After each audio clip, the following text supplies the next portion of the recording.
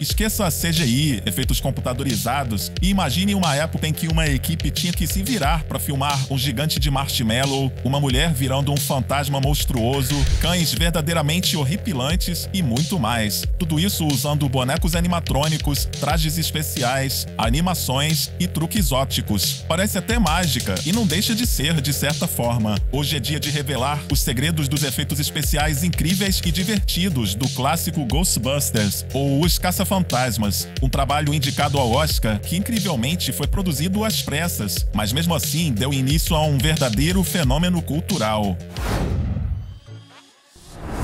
Caça-Fantasmas e a Ficção Científica 2010 foram os projetos que inauguraram a empresa de efeitos especiais Boss Film Studios, de Richard Edlund, um dos gênios por trás dos efeitos de Star Wars. Ele tinha um bom orçamento para a época, de 5 milhões de dólares, só para os efeitos de Ghostbusters. Por outro lado, tinha só 10 meses até o lançamento do filme. Foi uma verdadeira corrida contra o tempo, contratando engenheiros, operadores de máquinas e artistas de várias áreas, inclusive de quadrinhos, porque a ideia era que o resultado fosse semelhante a um desenho animado tridimensional. Um dos talentos aproveitados pela Boss Film foi o designer de criaturas Steve Johnson, o principal responsável pelo fantasma Geleia, que eu vou mostrar melhor daqui a pouco. Johnson foi contratado por meio de uma espécie de teste de aptidão. Se ele fosse capaz de construir o esqueleto animatrônico de um motorista fantasma em 2 semanas, ele estaria dentro do projeto. Foi exatamente isso que ele fez, e a criatura foi aproveitada no primeiro dia de filmagem. Mas a primeira manifestação fantasmagórica que aparece no filme não é essa, e sim a da cena na biblioteca, onde foram usados vários efeitos práticos. As cartas voando foram feitas com sopros de ar aplicados em cada uma das gavetas. Os livros, flutuando entre as prateleiras, estavam na verdade pendurados em fios. Para a fantasma da biblioteca, a ideia era que a transformação acontecesse em uma cena de 1,5 segundos.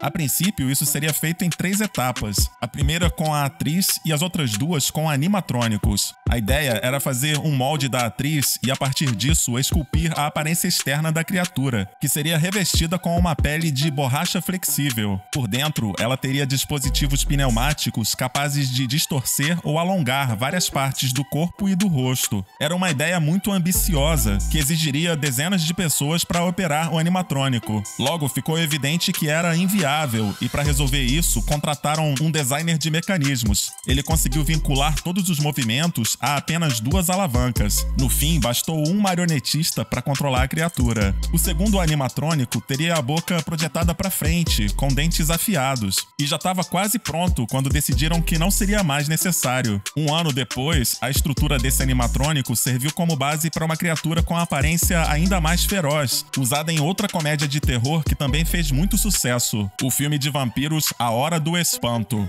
Um fato curioso aconteceu na cena em que os caça-fantasmas se assustam e disparam os feixes de prótons na direção da camareira do hotel. É que a equipe de efeitos inseriu vários pequenos explosivos no carrinho, mas para a cena ficar bem natural, decidiram não avisar a atriz. A reação dela, se abaixando e perguntando "Que diabos estão fazendo?", acabou sendo aproveitada no filme. Os raios ou feixes disparados pelos caça-fantasmas foram desenhados à mão, quadro a quadro. Na hora da filmagem, só a ponta dos equipamentos acendia uma luz, e isso serviu como referência para os animadores. Ao redor também foram usados efeitos pirotécnicos e de iluminação. Para ter mais controle sobre esses efeitos, os corredores do hotel tiveram que ser reproduzidos nos estúdios da Warner.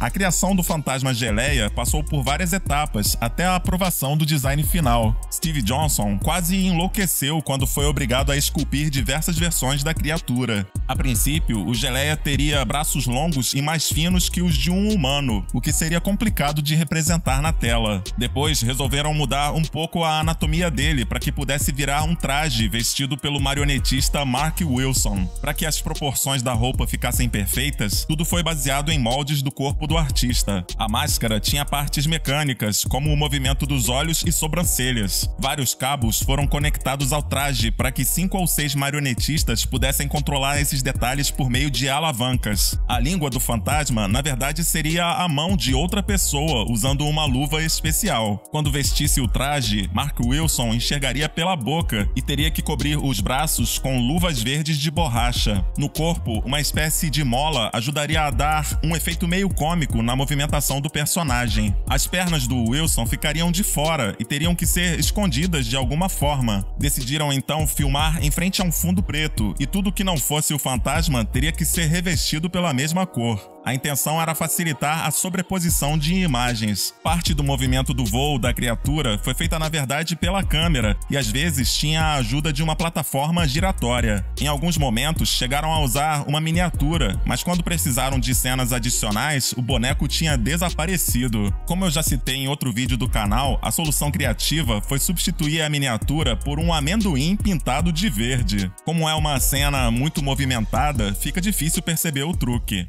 Antes de seguir em frente, eu queria fazer um agradecimento para a Escola de Efeitos Especiais, que, vamos dizer assim, abriu as portas para o Painel Nerd conhecer o trabalho deles. Eu achei muito legal a iniciativa de ensinarem efeitos práticos. Já tô aprendendo muita coisa com eles e espero em breve trazer novidades aqui pro canal. Agora vamos voltar a falar de Ghostbusters.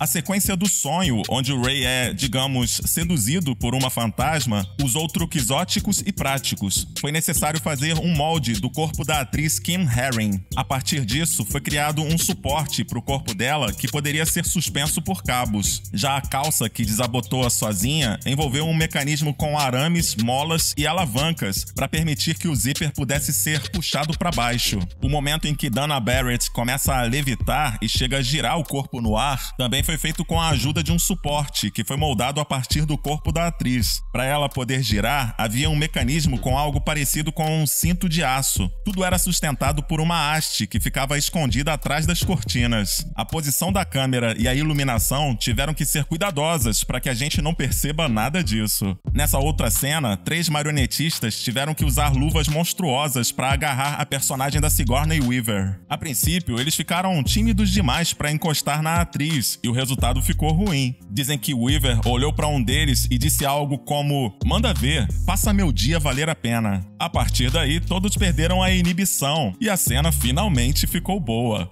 O design dos Terror Dogs, ou Cães do Terror, passou por vários conceitos até ficar parecido com um lagarto. Os efeitos dessas criaturas foram realizados de maneiras diferentes, de acordo com as circunstâncias. Para as primeiras cenas que precisaram ser filmadas, usaram fantoches simples, que não tinham movimentos nos olhos e nem na boca. Mais tarde, foram usados bonecos com partes mecânicas. Para ter espaço para os marionetistas, em alguns momentos, o cenário foi construído a pelo menos 1,20 m do chão. Em outros, fizeram buracos onde pessoas poderiam, de certa forma, vestir o fantoche ou manipular os cabos que moviam detalhes da criatura. Já quando os cães aparecem correndo ou movimentando o corpo inteiro, são bonecos animados quadro a quadro, em frente a um fundo azul.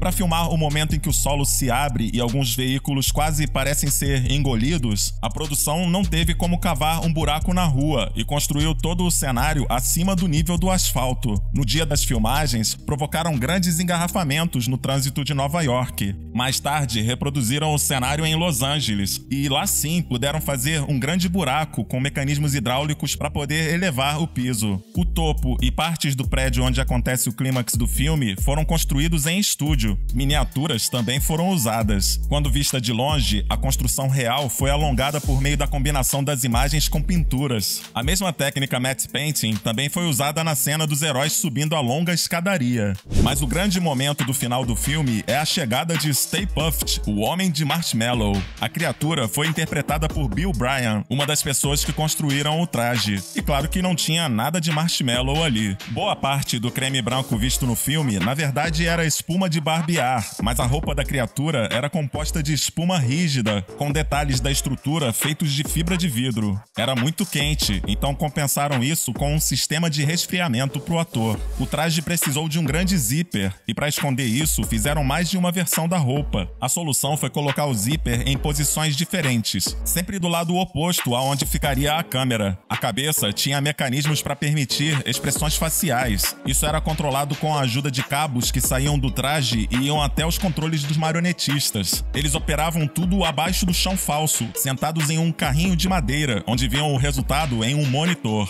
O momento em que o Homem de Marshmallow aparece em chamas no filme também foi feito de forma prática, colocando fogo de verdade em trajes vestidos por dublês. Mesmo gravando mais de uma vez, só depois da cena pronta é que notaram que ficou faltando colocar a gravata da criatura. Por questões de tempo e orçamento, acabou ficando assim mesmo. Pelo mesmo motivo, também deixaram passar uma falha nessa outra cena. Aqui, parte da imagem ficou tremida, deixando evidente que houve uma composição ótica para estender o cenário.